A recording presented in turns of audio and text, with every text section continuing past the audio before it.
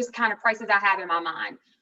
I look at also the neighborhood. What are some of the other homes in the house, and what are some of the other homes in the neighborhood? What kind of finishes do they have? But I am looking at it largely at price point. So we wouldn't want to have either way, we wouldn't want to have a $350,000 house and be putting laminate countertops and like really cheap carpet.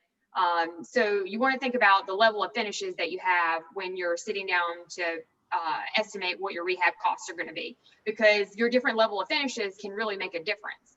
I just renovated last year. I live in a 1930 house that I gutted it down to the studs, and then took down all the plaster. Everything in the house is new, but just in finishes, it was my own personal house.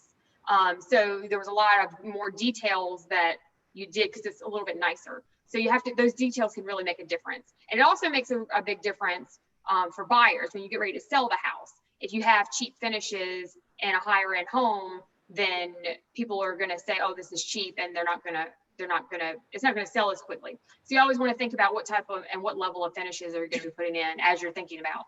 So these are just some examples of different things. And again, these are not like hard things. These are just things to think about. So, if it's 150, I do usually always put granite. You can get cheap granite. Sometimes if it's a cheap, a lower priced home, you can have a granite person can do remnants. So when they're going into other homes that do not have granite and then they walk into yours, it's like, oh, wow, this has granite. Nothing else we've seen has granite. So you can get granite for cheaper prices. The only time I would use maybe laminate would be if it was maybe a manufactured home, but even still, a lot of times I'm doing granite. Just depending, unless it was a really, really big kitchen, then you may think about some other things. Using bamboo floors a lot. Get a lot of flooring from, pretty much all my flooring from Home Depot. You can get really nice LVT flooring. You get really nice bamboo flooring. When you start getting into some of the higher end, then I think more site finished hardwoods. There are some really nice engineered flooring options. Those are also great. You just kind of have to look at it. Even if it is engineered, or even like some really nice LVT, they have some that are really expensive, like $9-10 a square foot, and they're putting it in $900,000 homes. But just want to make sure it's a better quality. When you start getting into really high-end homes, then you think about more like thicker, nice trim, higher end appliances. And all those things can really add up when you're get ready to estimate your cost. So one of the things that in the link that was sent is going to be, let me pull this up again, hold on. I'm trying to share different screens. Let's see, hold on. New share, okay. So, where did it go?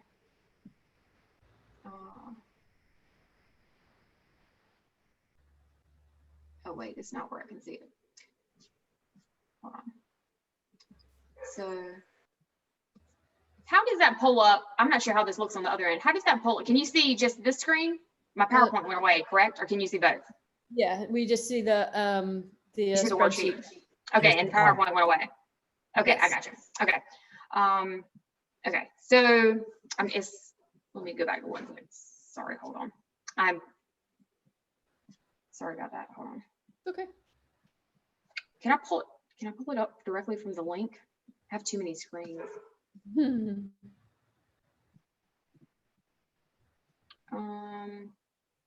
Okay. Are y'all able, while you're in this, to pull up the cost? Because you'll have to do that anyway. If you click on the link and then pull up the cost estimator guide that she sent in the chat, are y'all able to do that? If you could pull that up, that way you can, because we'll reference that in a minute anyway.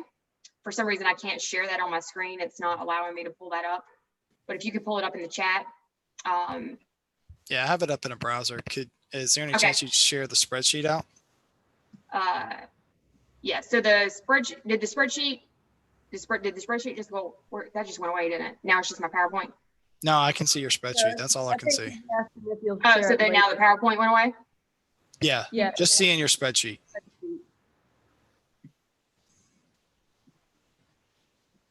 Oh, okay, I must have to go back and forth between the two. Hey, George, I'll post that for you. Give me 1 sec. Well, why is it doing that? I got it. I sent it to him.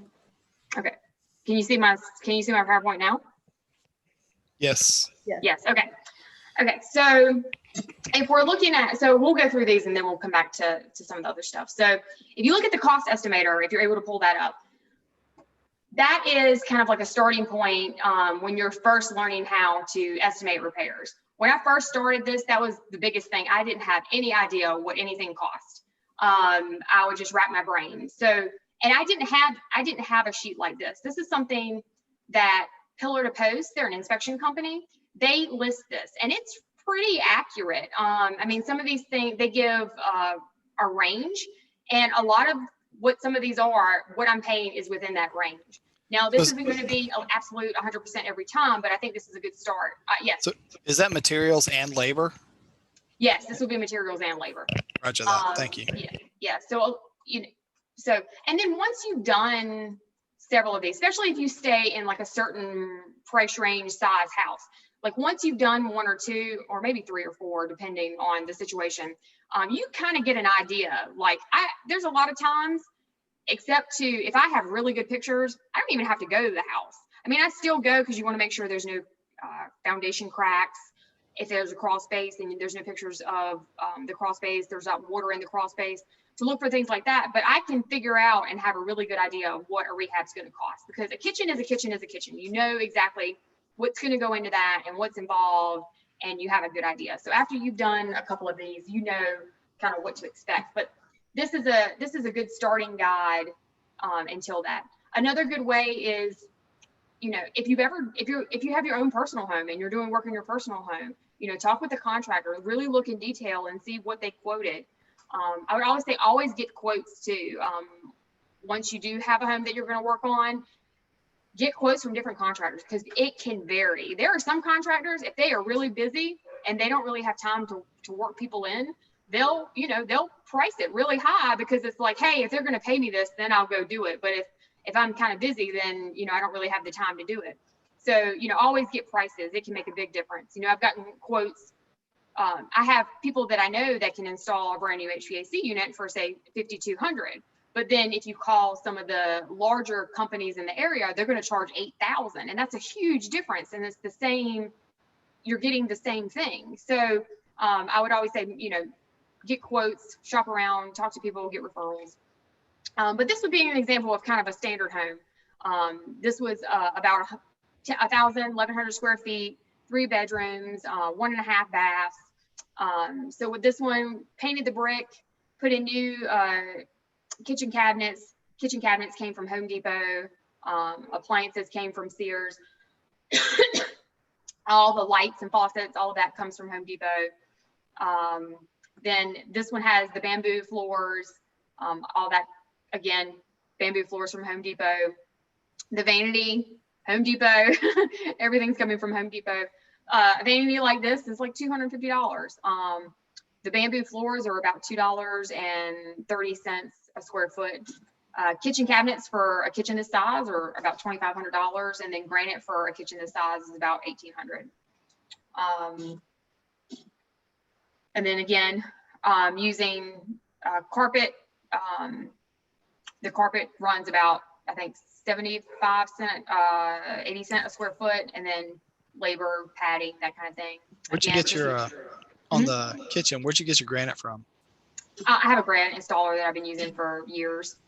He's Galaxy Granite. He's just an individual guy. It's not like a big company. Awesome, thanks. Did replace the windows on these. I have just an individual guy. He does windows and roofing. He's usually charging somewhere around $225 per window, just kind of a vinyl double hung window. Nothing fancy. When you're using Home Depot, are you buying the product from there and having the subcontractor install it, or is Home Depot coming out and doing the install themselves? No. So depending on what the item is, so for items like lights, faucets, things like that, I actually, we put in an order, and then Home Depot delivers it, and then my handyman comes and install it. For things like windows, the contractor is buying the window. Usually they are not getting the windows from Home Depot, even though they have sometimes, just depending. Right now, there's a lot of places that are out of stock on a lot of the items that they have. So windows are delayed, doors are delayed, appliances. It used to be pre-COVID, you could get a nice set, like an example that you see in this picture. Well, that's a gas range, but assuming it was a normal electric range, a microwave, a dishwasher, and a stove was $1,100. Now I'm having a hard time getting it for any cheaper than $1,500. So things are just really backed up right now in terms of appliances. So this was a $200,000 townhouse. With this one, actually kept the kitchen cabinets and just painted them. This house was really nasty when I bought it. It smelled, it had fleas, it had roaches, it was really dirty. But got it cleaned up. We did the bamboo floors, did vinyl in the kitchen. It's a vinyl, but it's a sheet vinyl, but it also looks like tile. It's really nice for a sheet vinyl. It's a special order that I get. That fridge is not real. That's a virtual staging picture, just so you know that. I don't usually put fridges in houses. That's just virtual staging. Yeah, so yeah, kept the cabinets, just painted them. You know, you can paint cabinets for about, depending on the size, painter usually charges $500-700 to paint them, and then put new hardware. Then that, you know, that saves a lot of money as well. Are you keeping these or flipping them? These are all flips. These are all flips. Okay, so then next picture. Then same thing in the bathrooms, just added granite, painted the existing cabinets, and then put in 2 nice mirrors. You know, mirrors are $20. Then new lights. You can't really see the lights, but the lights are Home Depot lights. You get them for about, I think, those are 2 lights each, and they are about $35, I believe, at Home Depot. This was under 200,000, so I kept the original tile. It was in decently good shape, and again did the sheet vinyl in the bathroom and then just painted it.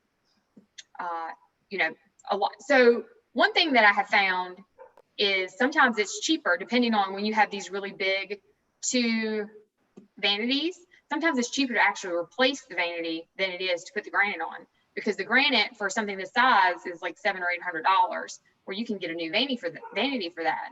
And it can be a lot nicer. So that's always something to look at, maybe on each individual situation, in terms of saving money or how much it's going to cost you. On this one, same thing, painted the cabinet. This is the same house. You know, new faucet. The faucet's like $30. It's a cheap faucet, and then a nice mirror. Then again, carpet, paint. So this one is getting into a little bit nicer home. This one was around 300,000. So this had oak floors, so refinished them, sanded them, stained them, new cabinets. The cabinets are a little bit nicer in this one. They are still Home Depot cabinets, but we actually added soft close on it to make it a little bit nicer. We did a slightly nicer appliance package. So this one had a gas range. And then, and again, more hardwood floors. The light fixtures are a little bit nicer. I couldn't find a good picture where you can see the lights, but we did like this dome glass light. Those came from Wayfair. They're a little bit more expensive, but it gives it a whole different feel when you're in the home. It just makes it feel nicer. Also did on some of the lower end homes, like cabinet hardware, we'll do like the 6-pack that you get of the little round knobs. But then this one, we did a nicer, like thicker handle, because it is a little bit pricier home. So now this is getting into an even more expensive home. This one was 600,000 or 625.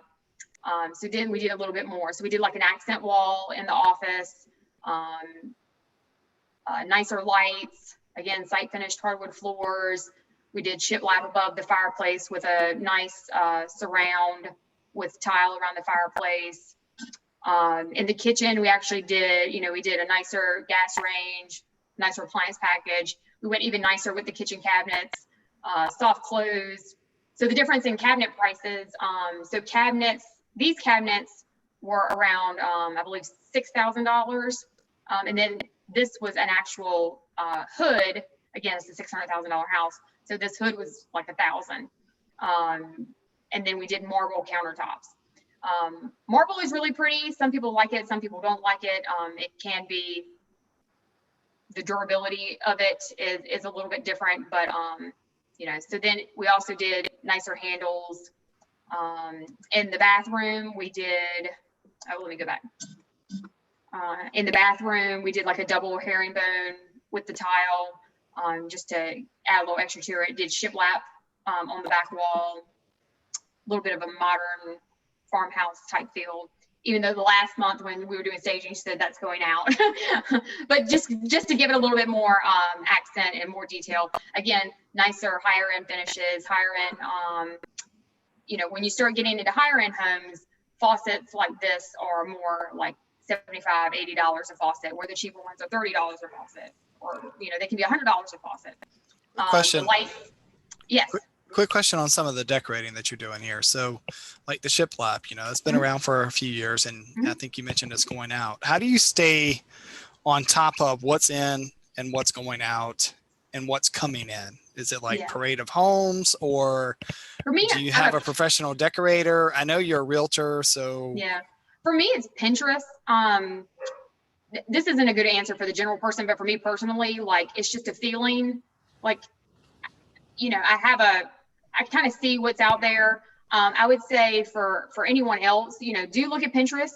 There's so many times, like if I'm sitting there trying to do a design and I'm not sure what to do, I'll say design trends in 2020 for kitchens. And I literally just Google that and then see what pops up. And then things that are pretty, that's what I use. Like the double herringbone and the tile shower. That's exactly what I did. I just Googled I Googled shower trends 2020 and then found that, and then use that as my model for that, because I thought it was really cool with the double herringbone. So same thing for like kitchen and everything else, yeah, like kitchen trends. Okay. Yeah, and I think with this kitchen, when I was thinking about this one, I wanted something that was going to be classic, you know, and always be in style. So I do use a lot of gray cabinets, but with this one, I went with the white. You know, and even in this one, we added like under cabinet lighting. I'm not doing that in a lower end rehab. You know, a lot more recessed lights and this type of rehab, where I'm not doing that much in the lower end rehab. Yeah. So, you know, when you get into higher end homes, it's more about the details. The details are what's really going to make it. It's funny to me how things have come full circle from the 90s, because, you know, recessed can lighting, under cabinet lighting, that was the big thing in the 90s. White cabinets was the big thing in the 90s. And now it's come full circle back again. It's kind of cool. Yeah. Okay. And then, for exteriors, like on the exterior, this one, we did fiber cement. On the lower end homes, doing a lot of vinyl siding, depending on the neighborhood. Or if it does have masonite, may try to save it.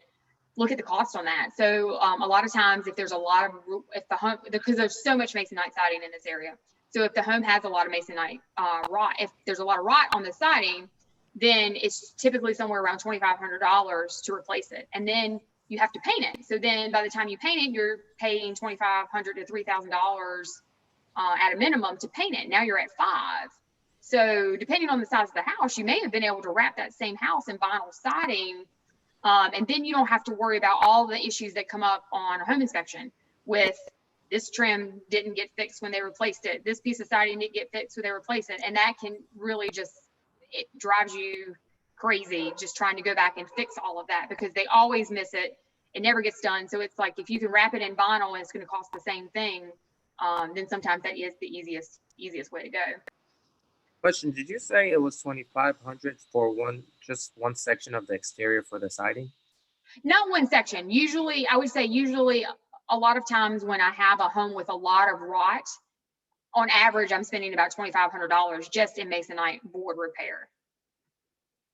And that's on average. You know, that would be for like a 1,000, 1,200 square foot house.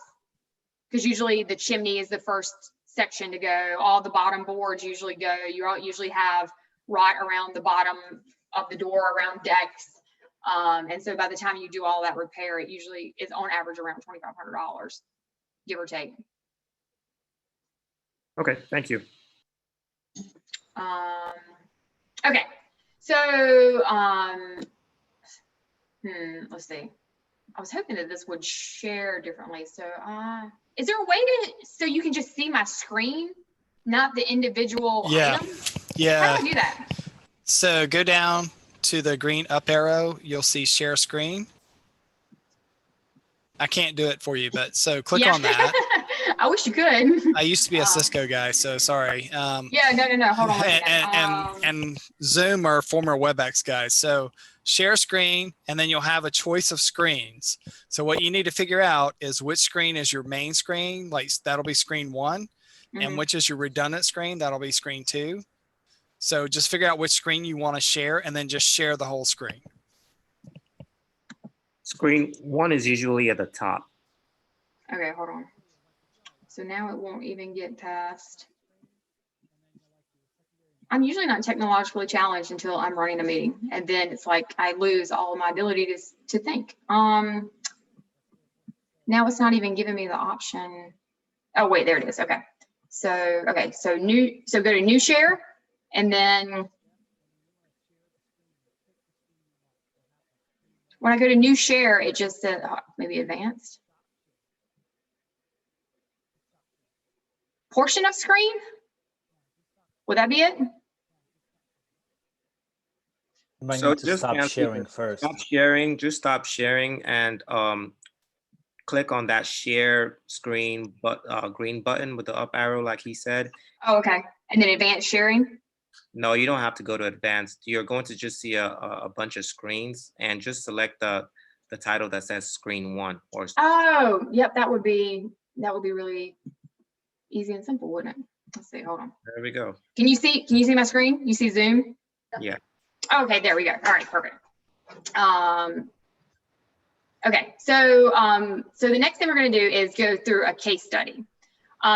So we'll do this one together and we'll kind of think about it and talk through it. So this is where I would like people to talk and interact. So we have so I'm going to show you the information, then I'll show you pictures of the home. And we're going to reference the cost estimator sheet that we were talking about before. So the first home is 1,622 square feet, is 3 beds, 2 baths. It needs a new HVAC unit. It needs masonite siding repair, and it needs a new septic tank. It was built in 1991. So that one is, okay. So here are the pictures. All right, so this is a detached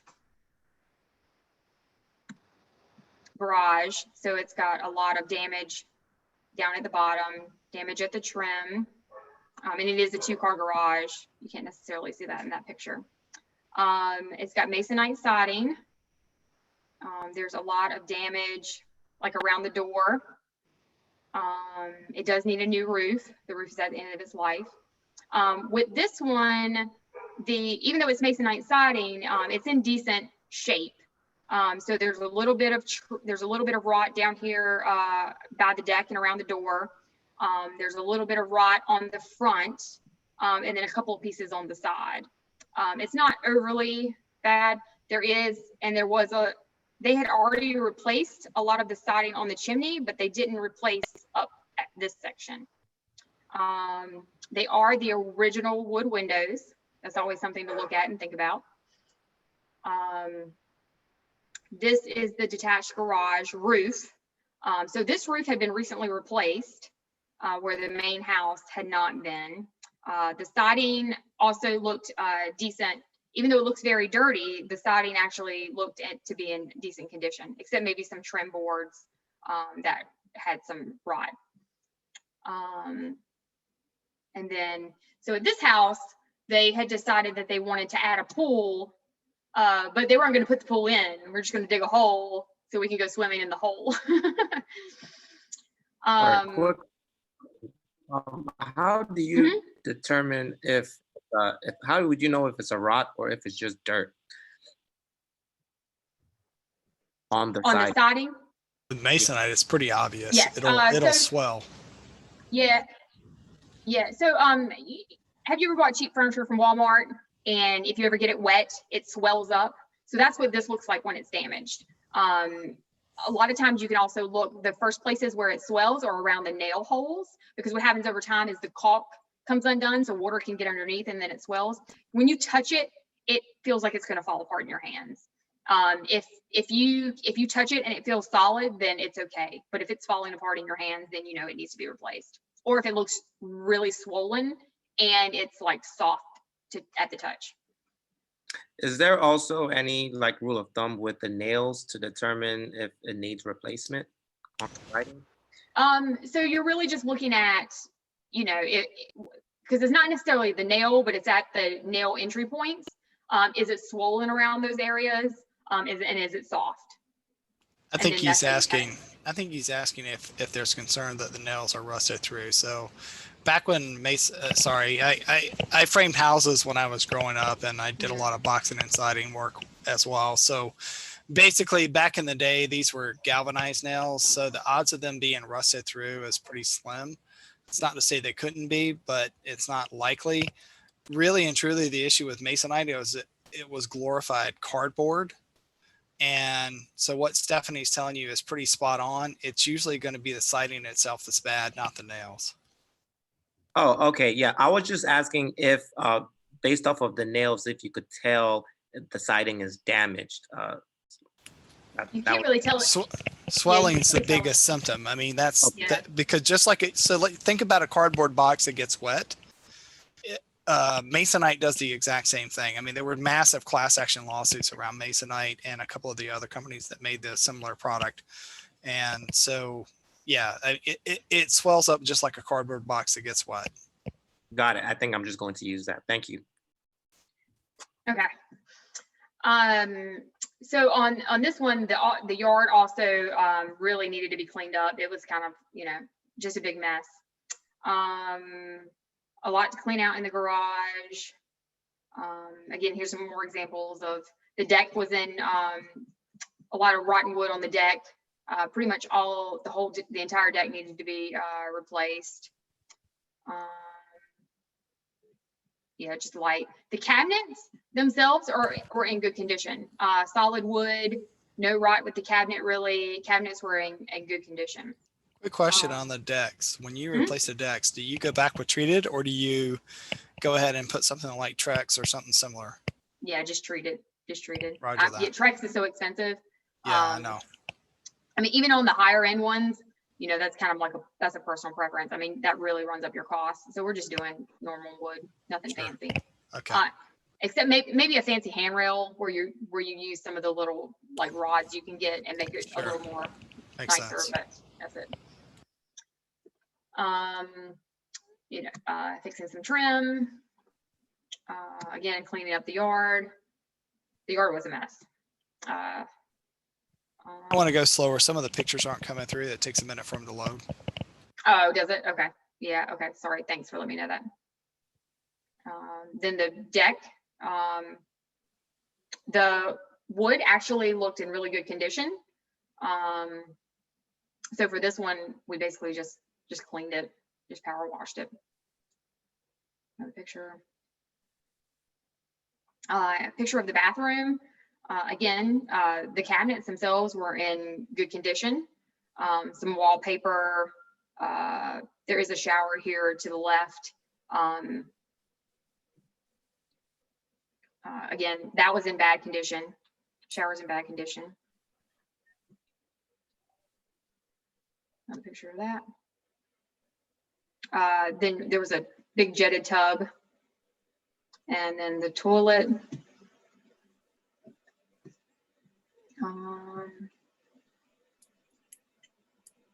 No picture of the tub. Okay. All right, and then just more junk.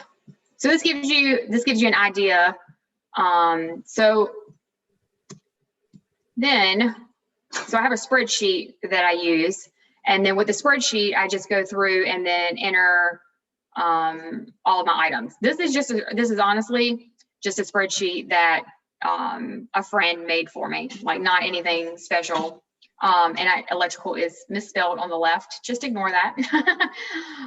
Okay, so we're going to go through and then put in what we think what things are going to cost. Probably we're kind of running out of time, so for this one I'll just kind of put in what things ended up costing. So we painted the cabinets, so about $700 to paint the cabinets. At the time when appliances were purchased, it was about $1,200 for appliances. Originally, that house had site finished hardwoods. I sent someone over to get the old appliances. When he disconnected the dishwasher, it was on a well. He didn't realize that the breaker was still on, it flooded. So all the hardwoods that I was originally going to save ended up being replaced because all of it flooded. So where that was going to originally be some savings, now for the bamboo flooring installed, again, I kind of just know these or have a basic idea for numbers off the top of my head. So that was around $5,000 for the hardwood, for the bamboo on the first floor. To paint, there was a lot of dark colors, dark trim, wallpaper. I think that was about $6,500 for interior paint. Now, if we we're going to add in exterior paint, what I did end up doing with that one was just fixing some of the wood. And with the wood, I believe it ended up being about $2,500. And then because there just wasn't there between the garage and the house, there was definitely some wood rot there.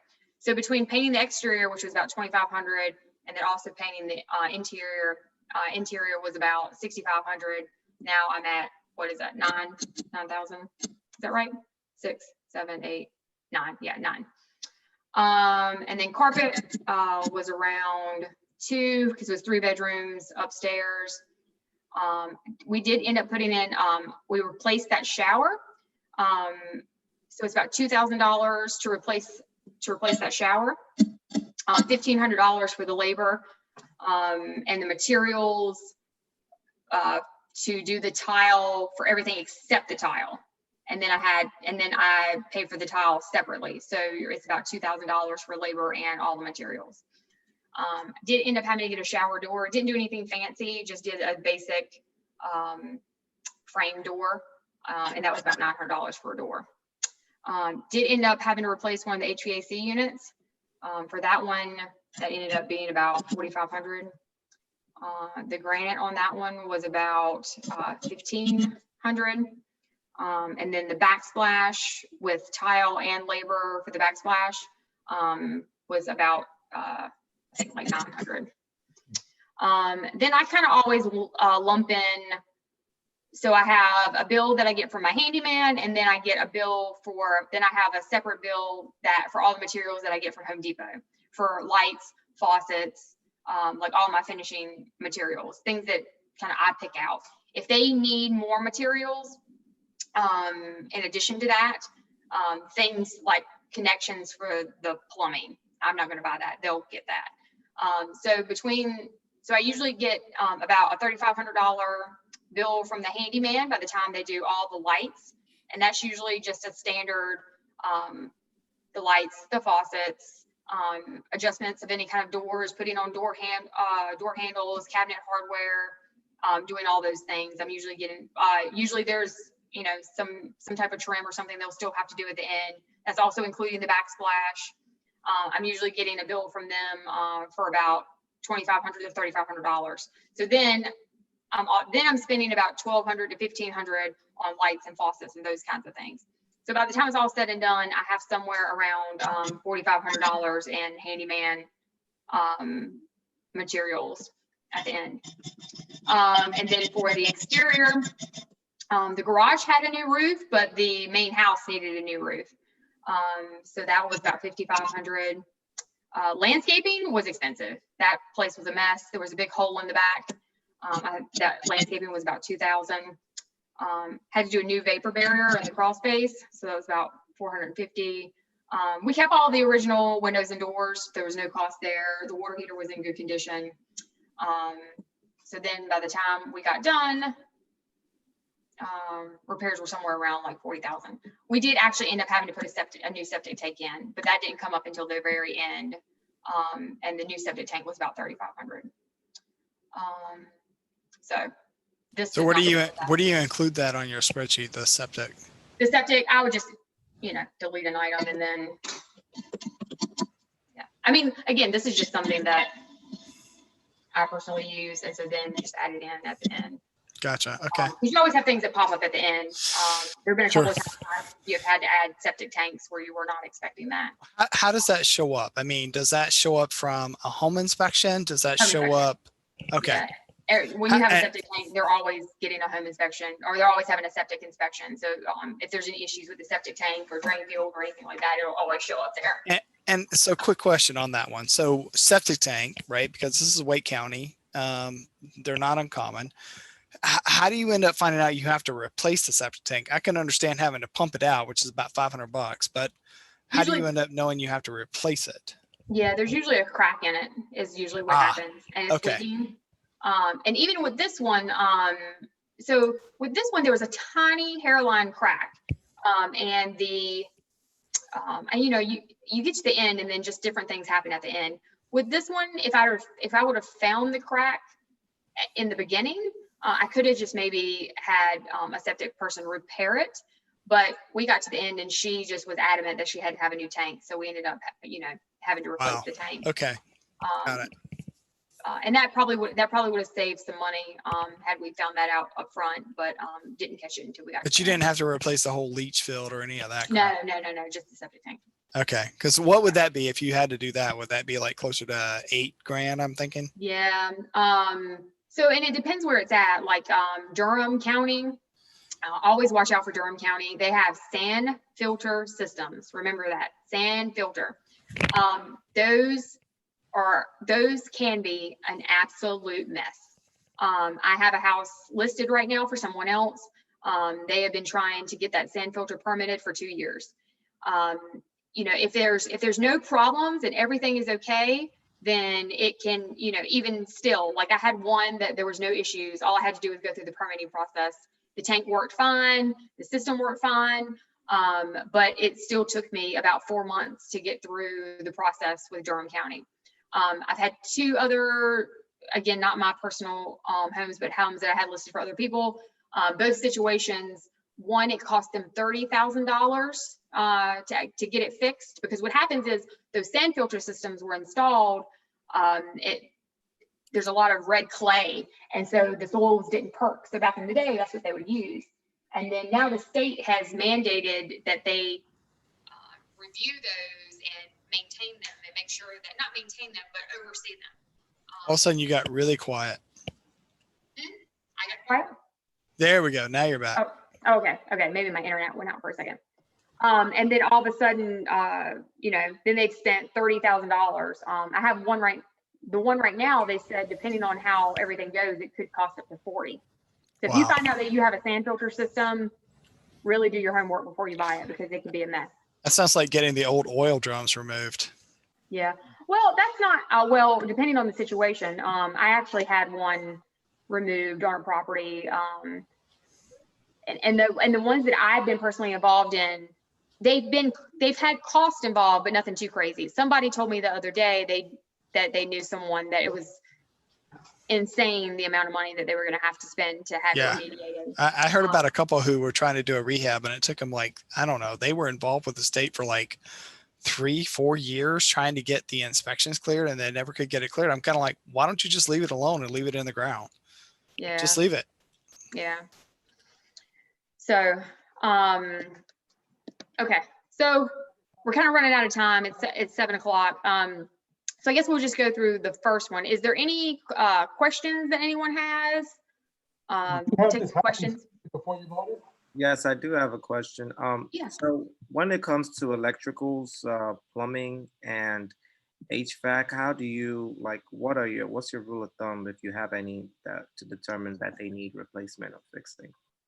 So there's certain things that I'm looking for. So if it's plumbing, I'm looking at homes that have polybutylene pipes.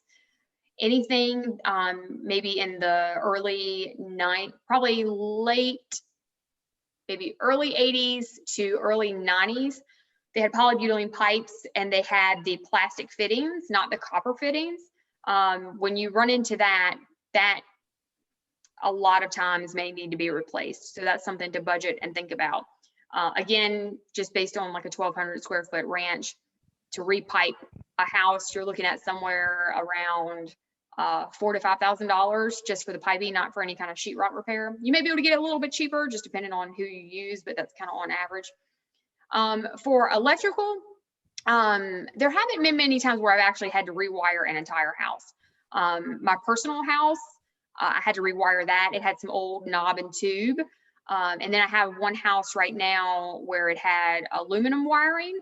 And a lot of times you can remediate, or I don't know if remediate is the best word, but you can have the electrician put the appropriate type of caps on the aluminum wiring and you don't have to replace all of that. But like this one house that I bought, I did end up having to rewire the entire home. So, you know, I always budget like 1,000 or 2,000, you know, usually if it's an older home budget for, you know, because there's always going to be things that pop up. The panel may need to be replaced. It's usually $800 to $1,000 for a new panel. There are some like Pacific panels. I can't remember the second word, but it's Pacific in the name though. A lot of times there could be issues with those panels where they've had some recalls on them. So, you know, those are kind of the biggest things that I look at for. Really the polybutylene piping. And if it's an older home, you might as well just go ahead and budget, you know, 1,000 or 2,000 at least for plumbing, because there's going to be just odds and ends that pop up on home inspections that you're going to have to take care of as part of it regardless. So do you get like a professional like plumber? Well, no, let's just focus on electrical. So do you get like an electrician to just inspect the home first before you come to a decision if you want to rewire the house? Or is there something you identify from your initial walkthrough that lets you determine, okay, this house needs to be rewired? There's usually something that like identifies that I need to have it rewired. Like I said, there's not many times where I've actually had to rewire an entire house unless it's been fully gutted all the way down to the studs. You know, me personally, at this point, I've done it enough. I'm not having home inspections done. I'm just buying it, and I make sure I have enough spread that if I do make a mistake and something happens, that there's enough room where it's not devastating. And everyone has their own, you know, thoughts about that. A lot of people do prefer to have a full home inspection. So it's, you know, especially if you're new and you're starting out, you definitely want to have, I would highly recommend have those inspections, because there can be, you know, things that you're not aware of that can be, you know, you go in thinking you don't need a new HVAC unit. I've had this happen several times. You buy a house with a unit from 2010. That's not an old HVAC. And then you end up having to replace it. That's $5,000 right there. So it's really, you know, make sure you have enough spread when you buy the home, and then make sure that,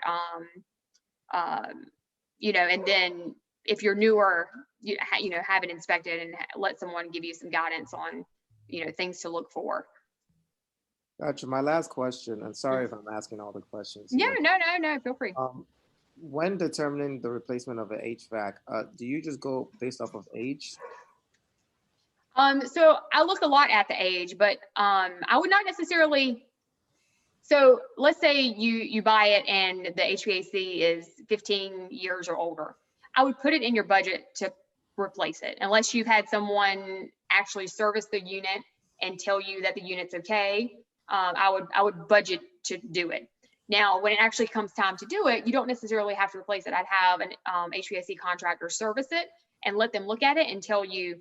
I lived in the home that I lived in before the one I live in now. I had 3 HVAC units. 2 were from 1986. One was from 2010. The 2 units from 1986 ran perfect. The one from 2010, I had to replace the coil right before I moved out. So just because it's old, like some of those older units, they made things better than they do now. So you don't necessarily have to replace it just because it's old. Now, you might go through the home inspection though, and it may come up as an item and you have to talk through it and work through it. But I wouldn't necessarily say you automatically need to replace it just because of the age of it. You know, have an HVAC contractor look at it and tell you how it's working before you do actually go and do that. So on this deal, how did you come out? I have to go back and look at my spreadsheet. I didn't look at I was just looking at the cost. But I did well on it. This one, I did good on it. So I don't remember the exact numbers though, to be honest. There's too many numbers that come in and out of my head. I can't keep track of it.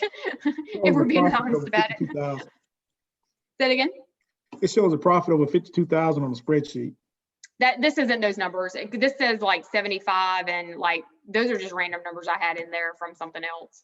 This isn't, that's not the numbers, because I sold the house for like 250 or something and I bought it for more than that. I bought it for like 100 and something. Those are not the numbers that go with it. Cool.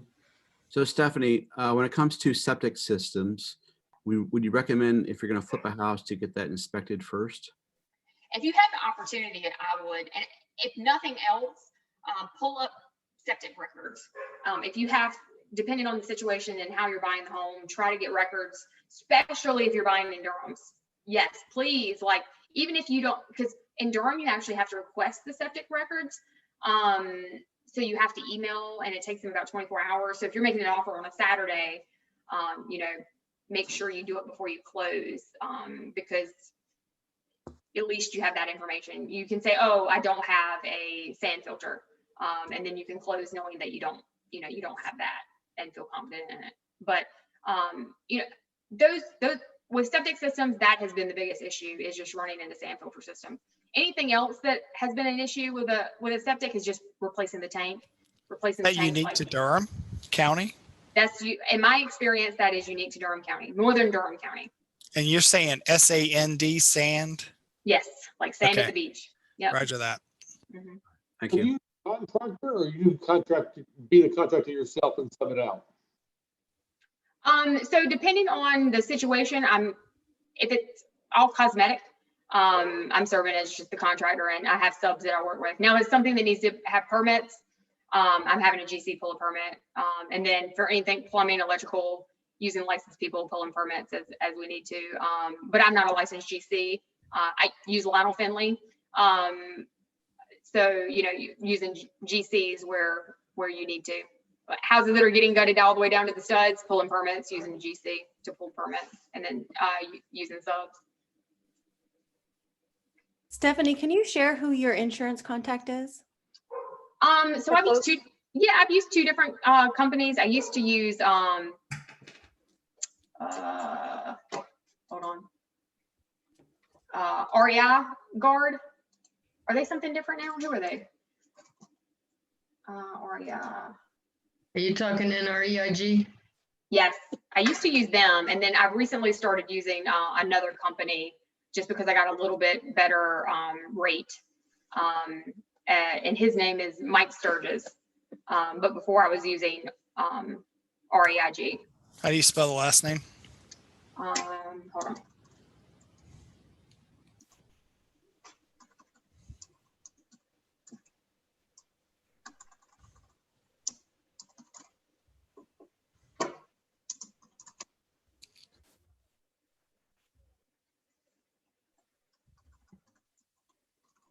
Oh, yeah. STELLJES.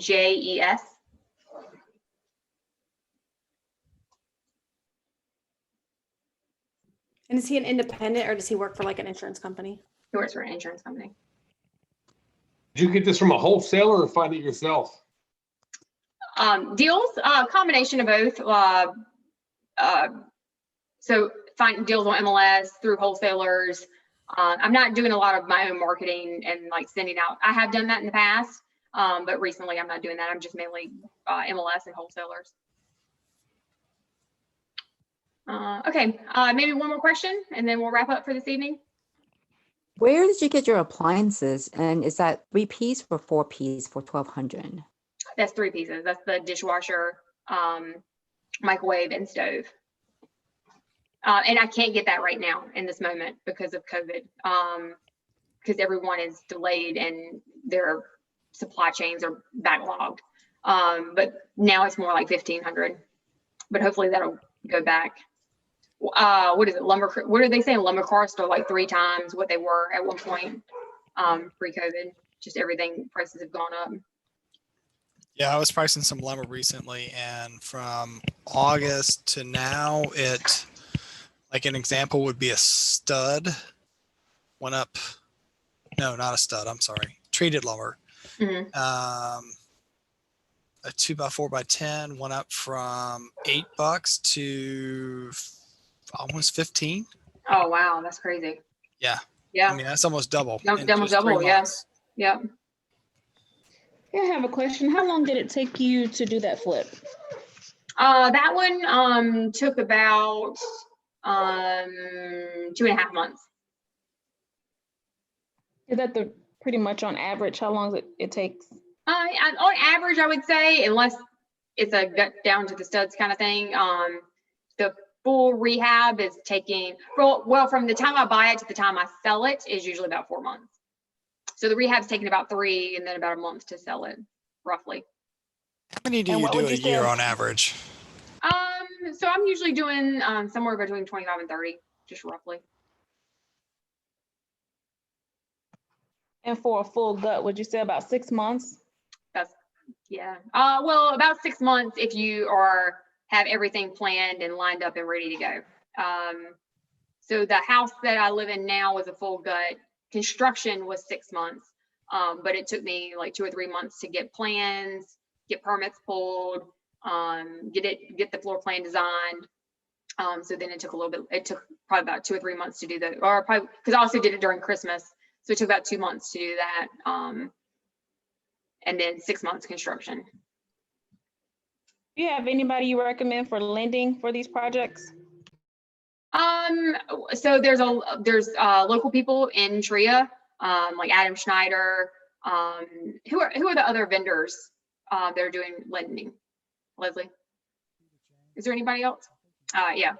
And then I use Lending Home. There's another company called Fund That Flip. I use also just private individuals, like people that I've met over time. They're like, hey, we see you doing this. I've got money in a money market. I'll lend it to you and use them. Yeah, we've got Longhorn, and I don't know if we still have, what was Karen's company? I don't think we're using, I don't think she's a vendor member anymore, but I know Longhorn and Adam. Yeah. They were both. Is it on the TREIA website where I can find a list of them? Yes, look under vendors. Okay, thank you. Okay. Stephanie, can you just share real quick who your HVAC guy Say is? that again. Can you share Say who that your HVAC guy is? I have a couple that I use. If you want to just send me an email, I can send you some recommendations. Okay, thanks. Yeah. Okay. Well, I thank you all for coming out tonight or hopping on Zoom call. If you have any questions, feel free to shoot me an email. I'm happy to help. Can you please share your email on the chat? Oh, yeah, sure.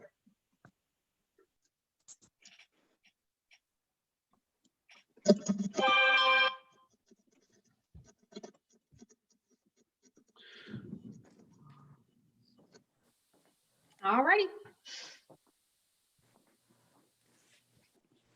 Well, thank y'all so much. Have a great evening. Thank you. Bye. Thank you. Thanks, everybody. Thanks, Steph. Another great one. You're a font, that's for sure. Bye. Thanks, Everybody know everyone. that. So everybody stay safe.